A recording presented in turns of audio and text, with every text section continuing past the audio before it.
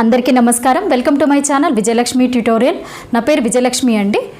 మనము spoken English కోర్స్లో ఉన్నాం కదా, దాంట్లో 19వ రోజుకి స్వాగతం. 19th డేలో మనము ఇవాళ చాలా ఇంపార్టెంట్ టాపిక్ చెప్పుకోబోతున్నాము. అదేంటి అంటే రెసిప్రోకల్ ప్రొనౌన్. రెసిప్రోకల్ ప్రొనౌన్ అనేటువంటిది కొంచెం కన్ఫ్యూజింగ్గా ఉండేటువంటి ప్రొనౌన్. అంటే దీని యూసేజ్ అనేటువంటిది మనకి ఎక్కువగా కాంపిటేటివ్ ఎగ్జామ్స్లో ఇస్తూ ఉంటారు. అండ్ మనం మాట్లాడేటప్పుడు కాన్వర్జేషన్ వైజ్గా కూడా ఇది చాలా చాలా ఇంపార్టెంట్ అనమాట. మనకి రెసిప్రోకల్ ప్రొనౌన్ అంటే ఏంటి మొదటగా చూద్దాము. ఓకే, రెసిప్రోకల్ ప్రొనౌన్ అంటే ఏంటి అంటే ఒక పనిని ఇద్దరు లేదా అంతకన్నా ఎక్కువ మంది చేస్తున్నప్పుడు, ఇద్దరు వ్యక్తులు లేదా అంతకన్నా ఎక్కువ మంది చేస్తున్నప్పుడు ఆ పని వల్ల వచ్చేటువంటి బెనిఫిట్స్, అంటే దానివల్ల వచ్చే ప్రయోజనం కావచ్చు, ఏదైనా రిజల్ట్ కావచ్చు, అందరికీ అన్వయించబడుతుంది, అందరికీ సమానంగా అన్వయించబడుతుంది. ఓకే, అండ్ యాక్షన్ కూడా అందరూ చేస్తారు, అంటే ఆ యాక్షన్ అందరి వల్ల చేయబడుతుంది, వచ్చే రిజల్ట్ కూడా అందరికీ పంచబడుతుంది అన్నమాట. అయితే ఇది మనకి ఇద్దరు వ్యక్తులు లేదా రెండు వస్తువులు, అంతకన్నా ఎక్కువ వ్యక్తులు అంతకన్నా ఎక్కువ వస్తువులకి మనం వాడవచ్చు. రెసిప్రోకల్ ప్రొనౌన్స్ అనేటువంటివి నార్మల్ ప్రొనౌన్స్ లాగా వర్డ్స్ ఉండవు ఇందులో. రెసిప్రోకల్ ప్రొనౌన్లో మనకి రెండు ఫ్రేజెస్ ఉంటాయి. ఫ్రేజ్ అంటే ఒకటి కన్నా ఎక్కువ పదం ఉండడము. ఇందులో రెండు పదాలు కలిపి ఒక ఫ్రేజ్ లాగా ఫామ్ అవుతాయి. అవి ఏంటి అంటే each other and one another, రెండు ఉంటాయి ఇందులో. Okay, each other, one another. Each other అది కలిపి ఒక ఫ్రేజ్, అదొక రెసిప్రోకల్ ప్రొనౌన్. వన్ అనదర్ ఇది ఇంకొక రెసిప్రోకల్ ప్రొనౌన్.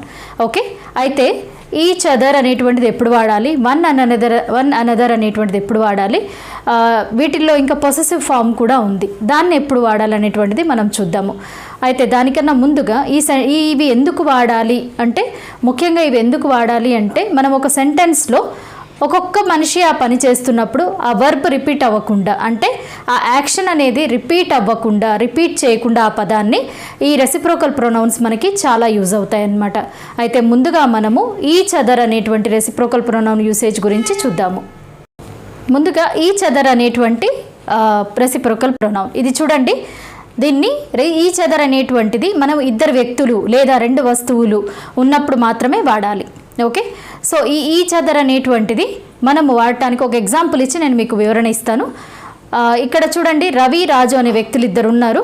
వాళ్ళిద్దరూ కూడా ఒకరికొకరు సహాయం చేసుకుంటున్నారు. అంటే రవి రాజుకు సహాయం చేస్తున్నాడు, రాజు రవికి సహాయం చేస్తున్నాడు. అయితే మనము తెలుగులో చెప్పేటప్పుడు విడివిడిగా సెంటెన్స్ చెప్పకుండా ఎలా చెప్తాము, రవి రాజు ఒకరికొకరు సహాయం చేసుకుంటున్నారు అంటాం కదా.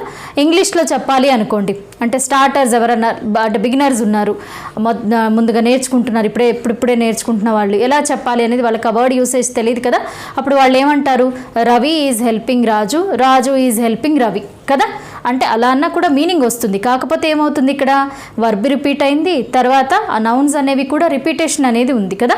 ఈ రిపీటేషన్ అవాయిడ్ చేయడానికి మనము రెండింటిని కలిపి, అంటే ఒకళ్ళకొకళ్ళు సహాయం చేసుకుంటున్నారు అనేది ఎలా రాయాలి అంటే, Ravi and Raju are helping each other, Ravi and Raju are helping each other. Okay, so అలా అన్నప్పుడు మనకి సెంటెన్స్ చిన్నగా అవుతుంది, రిపిటేషన్ అనేటువంటిది ఉండదు. సో ఈచ్ అదర్ అనేటువంటిది ఇలా మనము రెండు లేదా ఇద్దరు ఉన్నప్పుడు వాడవచ్చు అన్నమాట. ఓకే, అయితే దీంట్లో అపాస్ట్రఫీ అనేది పెట్టి దీని పొసెసివ్ ఫామ్ చెప్పవచ్చు. అంటే సే ఫర్ ఎగ్జాంపుల్, ఇప్పుడు నేను ఉన్నాను, ఇంకొకళ్ళు ఉన్నారు, అంటే నా పేరు విజయలక్ష్మి కదా, ఇంకొకళ్ళు లక్ష్మి అనేవాళ్ళు ఉన్నారు అనుకోండి. మేమిద్దరము ఒకళ్ళ ఫుడ్ ఒకళ్ళం షేర్ చేసుకుంటున్నాం, అంటే ఒకళ్ళకు చెందిన వస్తువుని ఒకళ్ళము పంచుకుంటున్నాము. చెందినటువంటి అని ఎందుకు అంటున్నానంటే పొసెసివ్నెస్, పొసెసివ్ అంటే ఓనర్షిప్ కదా. ఆ ఓనర్షిప్ని చూపించడానికి మనము అపాస్ట్రఫీ ఎస్ పెట్టాలి. అయితే ఆ అపాస్ట్రఫీ ఎస్ అనేటువంటిది ఎక్కడ పెట్టాలో చూద్దాం. నెక్స్ట్ మిస్టేక్ వచ్చేసి, మనము అపాస్ట్రఫీ దగ్గర అపాస్ట్రఫీ మిస్ చేసామనుకోండి, ప్లూరల్ ఫామ్ రాస్తారు, అది రాంగ్. ఈచ్ అదర్స్ చాలామందికి కన్ఫ్యూజన్ ఉంటుంది. అంటే ప్లూరల్ అంటే చాలామంది ఉన్నారు కాబట్టి ఆబ్వియస్లీ ఎస్ పెట్టాలేమో అనుకుంటారు, ప్లూరల్ ఫామ్ లాగా కాదు, ప్లూరల్ ఫామ్ ఉండదు దీంట్లో. అంటే each others apostrophe compulsory, apostrophe S, ఈ రెండు మిస్టేక్స్ జరుగుతూ ఉంటాయి. అయితే ఇప్పుడు నేను కొన్ని ఎగ్జాంపుల్స్ ఇచ్చాను, ఒకసారి ఎగ్జాంపుల్ గమనించండి, ఎలా వాడాము ఈ వర్డ్స్ అనేటువంటివి మీరు సెంటెన్స్లో అబ్జర్వ్ చేయండి. చూడండి, next one another. One another అనేది ఎప్పుడు వాడతాము అంటే, ఇద్దరు కన్నా ఎక్కువ మనుషులు లేదా రెండు కన్నా ఎక్కువ వస్తువులు ప్రయోగం మనం చేసినప్పుడు మనము వన్ అనదర్ అనేటువంటిది వాడతాము. ఓకే, సో వన్ అనదర్ అనేటువంటి దాని యూసేజ్ మనం ఒకసారి చూద్దాము. 4 children are playing in the ground by kicking the ball from first to second, second to third, third to fourth. అంటే నలుగురు పిల్లలు ఆడుకుంటున్నారు, వాళ్ళు బాల్ ఒకరి నుంచి ఒకళ్ళకి వేస్తున్నారు అనేటువంటిది ఈ సెంటెన్స్ బేసికలీ. అయితే ఇందులో ఒకళ్ళ నుంచి ఒకళ్ళకి బాల్ వేస్తున్నారు, అది తెలుగులో కాబట్టి ఒకళ్ళ నుంచి ఒకళ్ళకి బాల్ వేసుకుంటూ ఆడుకుంటున్నారు అని చెప్పాం. అయితే ఫస్ట్ వాడు రెండో వాడికి వేస్తున్నాడు, రెండో వాడు మూడో వాడికి. ఇంగ్లీష్ అప్పుడే నేర్చుకుంటున్న వాళ్ళకైతే ఎలా చెప్పాలి? సో ఇలా ఆలోచిస్తారు కదా. సో అది మనము అవాయిడ్ చేయాలి, లేదా ఆ రిపిటేషన్ అవాయిడ్ చేయాలి అంటే వన్ అనదర్ అనేటువంటి యూసేజ్ని చేయాలి. వన్ అనదర్ తోటి మనం సెంటెన్స్ రాసినప్పుడు 4 children are playing in the ground by kicking the ball to one another అంటే ఒకళ్ళకొకళ్ళు బాల్ వేసుకుంటూ ఆడుకుంటున్నారు. ఓకే, సో వన్ అనదర్ అనేటువంటిది వన్ అనదర్ మనకి 2 కన్నా ఎక్కువ, 2 కన్నా ఎక్కువ ఉన్నప్పుడు వాడేటువంటిది. ఇందులో కూడా పొసెసివ్ ఫామ్ చూపించవచ్చు మనము. అంటే ఎవరికైతే ఓనర్షిప్, ఎవరికైనా చెందినది ఓనర్షిప్ చెప్పాలి అనుకున్నప్పుడు మనము అపాస్ట్రఫీ ఎస్ పెట్టాలి. ఇందులో కూడా అనదర్కి అపాస్ట్రఫీ వస్తుంది, అనదర్ అనే వర్డ్కి. సో ఆ ఎగ్జాంపుల్ ఒకసారి చూడండి. Judges were sharing one another's views on the performance అంటే ఒక కాంపిటీషన్ ఏదో ఉంది, ఆ జడ్జెస్ ఒకళ్ళ వ్యూస్ ఒకళ్ళు, ఆ పర్ఫార్మెన్స్ గురించి ఒకరి అభిప్రాయాన్ని ఒకళ్ళు పంచుకుంటున్నారు. అభిప్రాయం వాళ్లకు చెందినటువంటి వాళ్ళ అభిప్రాయాన్ని వాళ్ళు పంచుకుంటున్నారు. సో ఇలా మనము పొసెసివ్ ఫామ్ని కూడా చెప్పవచ్చు. అయితే మనం ఇందులో చేసే మిస్టేక్స్ ఏంటి? ఈ 2 చెప్పుకున్నాం, బాగానే ఉంది. ఈ రెండిటి యూసేజ్లో చేసే మిస్టేక్స్ ఏంటి, ఇంపార్టెంట్ పాయింట్స్ ఏం గుర్తుపెట్టుకోవాలి అనేది చూద్దాం.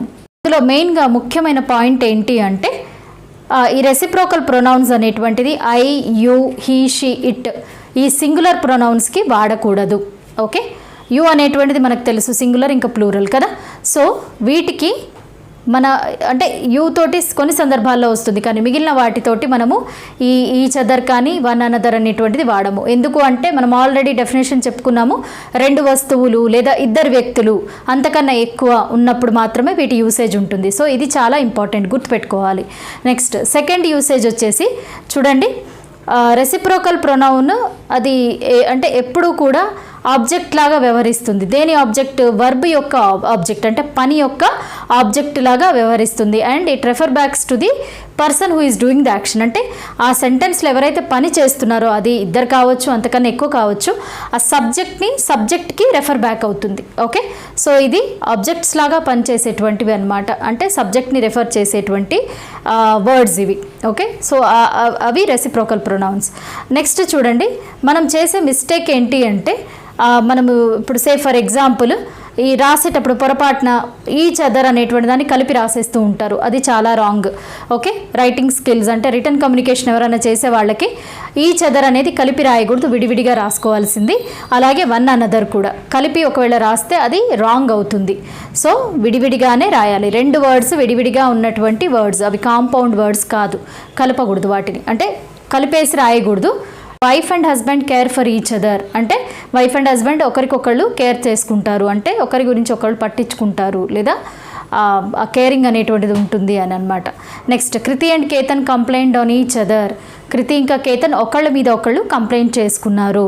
Next our friends celebrated Holi by distributing sweets to one another, మా ఫ్రెండ్స్ అందరము ఒకరికొకళ్ళు స్వీట్స్ పంచుకొని హోలీ సెలబ్రేట్ చేసుకున్నాము, అంటే ఫ్రెండ్స్ చాలామంది ఉన్నారు కాబట్టి మనము వన్ అనదర్ అనేటువంటి దాన్ని వాడాము. Okay, next me and my friend shared each others lunch, నేను నా ఫ్రెండ్ ఇద్దరము ఒకళ్ళ లంచ్ ఒకళ్ళము షేర్ చేసుకుంటాము, పంచుకుంటాము అని.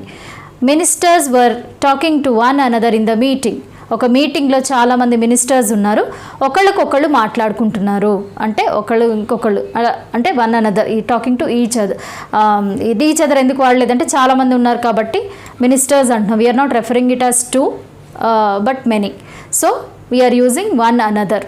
ఓకే, నెక్స్ట్ చూడండి, children in the class were checking one another's rack for the missing notebook or missing book, అంటే క్లాస్లో ఉన్న పిల్లలు ఒకళ్ళ ర్యాక్ ఒకళ్ళు చెక్ చేస్తున్నారు, ఏదో బుక్ మిస్ అయింది దాని గురించి ఒకళ్ళ ర్యాక్ ఒకళ్ళు చెక్ చేస్తున్నారు. ఇక్కడ కూడా చిల్డ్రన్ అంటున్నాము, మనం రెఫర్ చేయలేదు ఎంతమంది అనేటువంటిది. ఓకే, సో మెనీ అన్న ఉద్దేశంతో వన్ అనదర్ అనేటువంటి వాడడం జరిగింది. Next Seema and Latha were joking on each other, ఇక్కడ సీమా లత ఒకళ్ళ మీద ఒకళ్ళు జోక్స్ చెప్పుకుంటున్నారు, ఇద్దరు అని మనకు తెలిసిపోతుంది కదా, సో ఈచ్ అదర్ అనేటువంటిది మనము యూస్ చేయాలి. Next the villagers were working for one another in the fields, villagers అంతా ఊర్లో ఒకళ్ళ పొలంలో ఒకరి కోసం ఇంకొకళ్ళు పని చేస్తున్నారు అని దీని మీనింగ్. ఓకే, విలేజర్స్ అంటున్నాము అంటే మెనీ పీపుల్, చాలామంది, గ్రామికులు అంటే గ్రామంలో ఉన్న వాళ్ళంతా అన్న ఉద్దేశం కాబట్టి మెనీ కాబట్టి వన్ అనదర్ వాడాము. ఓకే, సో ఈ వీడియో డెఫినెట్గా మీకు యూస్ఫుల్గా ఉంటుందని నేను అనుకుంటున్నానండి. వీడియో నచ్చినట్లయితే లైక్ చేసి షేర్ చేయండి. మరిన్ని వీడియో అప్డేట్స్ కోసము విజయలక్ష్మి ట్యుటోరియల్ని తప్పకుండా సబ్స్క్రైబ్ చేసి బెల్ ఐకాన్ని ఆల్ నోటిఫికేషన్ని ప్రెస్ చేయండి.